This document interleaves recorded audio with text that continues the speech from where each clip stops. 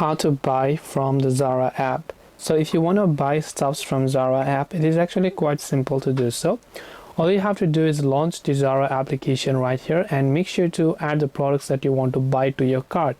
So you can tap on the plus icon next to a certain product to add them to your cart, right?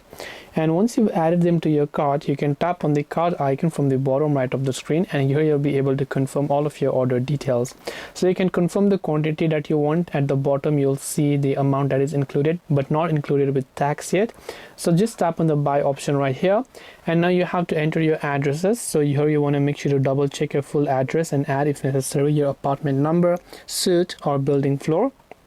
Make sure to select the state and wherever else that you live at, so make sure to go ahead and then basically do that as well. And once you've done that, you'll be able to go ahead and then tap on the save option right there, and once you tap the save option, you'll be able to edit the address, go to the checkout page to fill out the payment information, and just like that, you'll have successfully bought from the Zara app. This way you'll be able to buy from Zara app. I hope that this video helped you. If you have got any further questions, feel free to leave them down in the comment section. Thank you for watching till the very end of this tutorial, and as always, see you soon in our next video.